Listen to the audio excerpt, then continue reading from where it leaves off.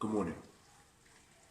I would like to share an interesting thought, something that is quite obvious, Bob, which is interesting nonetheless.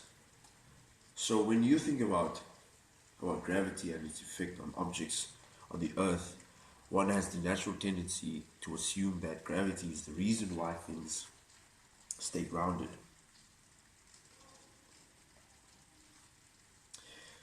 However, a closer assessment will reveal that this is not entirely the case.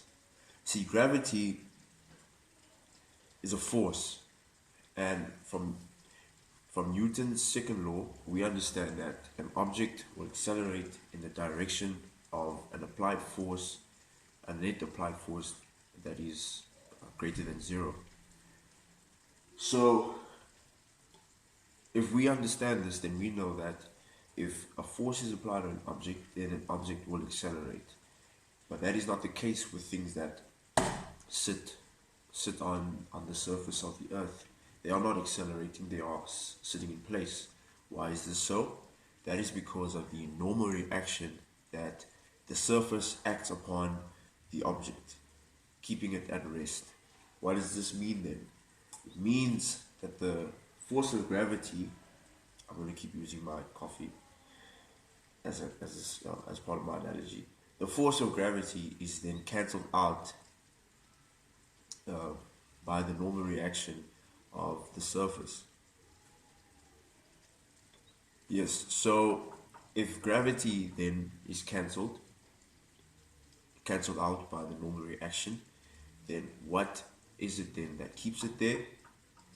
It's inertia, the object's tendency to remain at a constant state of motion or rest. That is what keeps objects where they that is what keeps objects in place.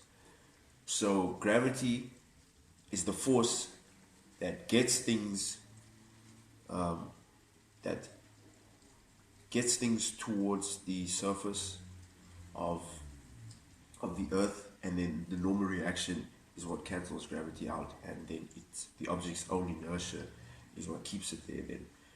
So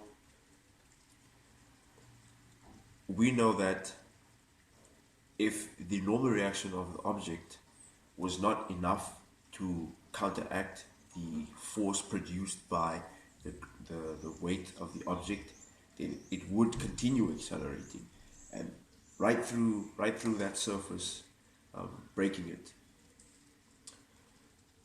So yes, that's essentially my thought. And if you think about it,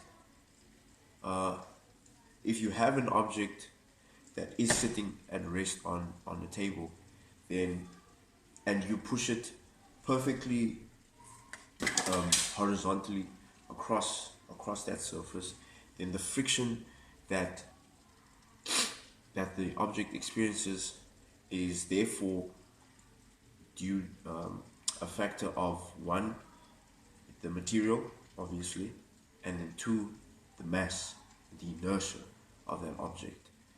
So yes, that